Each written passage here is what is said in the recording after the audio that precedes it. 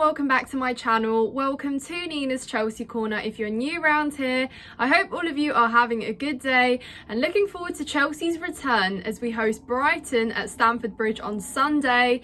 We are back. Brighton have been playing midweek Europa League football. We've had the week off after a very poor result against Newcastle. So I'm hoping that Pochettino has installed a little bit of faith in the players, that we can sort of pick up where we left off with the previous good performances against Manchester City, maybe not Tottenham, but also Arsenal, and just actually give Brighton a good game. They're plagued with injuries at the moment as well, but clearly that's not had so much of a knock-on effect as they did win yesterday in Europa League. They have been playing well in Europe on the most part. Yeah, maybe they've had quite a few fair share of draws in the Premier League and perhaps not at their best form, but even still, I'm not going to go in underestimating Brighton because Newcastle were also plagued with injuries and they still beat us 4-1. So that is not a factor for me. I am no longer going to look as shallow as that. I still think that Brighton can maybe put us in danger. But let's look at ourselves right now. It's not any easier for us. We also have injuries, we have suspensions. So the lineup that we usually would be putting out is just not going to be available. It looks like our back line is going to see a big shift. We saw that defensively, I thought one of the worst defensive displays we have seen in the Premier League this season against Newcastle, I'm referring. And the fact that we have to shuffle so much against Brighton doesn't make me feel any more confident going into this one. So Cucurella's suspended, Malagusto's injured, Reece James is also suspended because of the red card, and that leaves us with no left back, no right back, because I mean, unless Ian Maatsen plays as a left back, which I just don't think that's going to happen, yeah, we are not going to be playing with the usual ones. Which means we're probably going to feature a backline of centre-backs. And to be fair, at least we do actually have centre-backs that have been consistently playing. Colwill has literally been playing as a left-back as well, also as a left centre-back. So perhaps we'll see some sort of reliability in the sense that it's not going to be a complete new experiment. Like Colwill has occupied that left-back position. I think he will slot straight in there. Thiago Silva and Badiashile for me probably take the centre-back pairing. And I think, yeah, well, that leaves Disasi, doesn't it? That leaves Axel Disasi as our right back. I think we saw one game from him in that position and it was not great. So as much as we might complain, that's just the reality. And you know, top level teams have to adapt in situations like that. Yes, it's unfortunate. We've been losing Reece James to injuries multiple times. Now we have lost him to suspension. It almost just seems like we can't go through a consistent run of games where we have a consistent lineup. Anyway, though, moving forward, I think nothing changes. We'll see Enzo and Caicedo's partnership again. Caicedo facing his former club, and it will be interesting to see how he responds to that. He has, for me, been progressively getting better. He slowly sort of eased in. He didn't have a pre-season with us, so I think I also keep that in mind when I think about some of the poorer games he's had.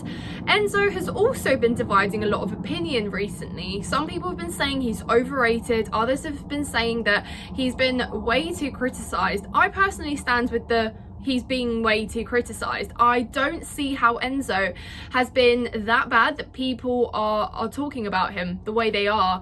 Like I said, Enzo for me has been one of the brightest players at Chelsea since he signed for us. He came in and he made things look better in the worst season for Chelsea last year. So for me, he's actually been doing great on the most part. I have no issues with him. He can afford to have a bad game or two. Maybe, yeah, he was a little bit too slow against City, some people were saying. Excuse me, sometimes maybe his turns are a little bit slower, and we know that his shots aren't the strongest either, but again, we didn't buy him to shoot and to score our goals. So I personally don't have problems. Let me know in the comments down below if you too are a bit suspicious of Enzo's form recently, but either way, they start for me, and right up in front it's going to be Conor Gallagher. Conor Gallagher has been starting every single game, ironically, except the one against Brighton in the Carabao Cup. Pochettino rested Gallagher because, I mean, senior players deserve breaks too, right? Because that's what Gallagher is now. He's a senior player. Unfortunately, he was back to his old self against Newcastle. One of the worst performances from Gallagher. Definitely the worst performance from Gallagher that game, because he has been brilliant this season and we can't argue that. He's been a regular starter. Pochettino has been rewarding him with game time because he's been delivering. He's been doing a lot more than what he did last season, like running around. He seems to be getting better on the ball technically as well. Does look forward. So for me, he starts in that role. So again, we're not seeing too much change apart from the back line. At least midfield is going to start building some consistency. Obviously that might change with Lavia's return, which is going to be more than welcome, but it's too early to make that drastic change. Lavia's obviously just coming back to full fitness, and I don't think he'll start. But it will be really interesting to see how that rotates and how we actually add a lot more depth to midfield moving forward. And of course, now that I've mentioned Gallagher, we have to also talk about Christopher Nkunku, who Pochettino mentioned is probably going to be maybe somewhere near the squad, maybe on the bench, but he definitely won't be starting. But even if he gifts him maybe 10-15 minutes just to get a taste of being on the pitch with the players and slowly sort of make his return, that'll be very much, again, welcome. I'm so excited, and I'm sure you guys all are, to see Nkunku back in action. I think if out of any player, I think he is the one that could help us break down low blocks and yeah, just get something out of those games where we struggle to break down teams that sit back, really.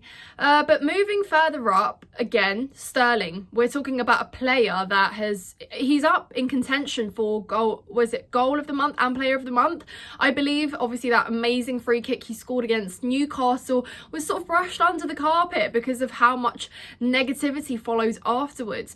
But again, you've got to take it for what it is. It was a brilliant set piece, excellently put away, and he's rightfully up there to be considered goal of the month.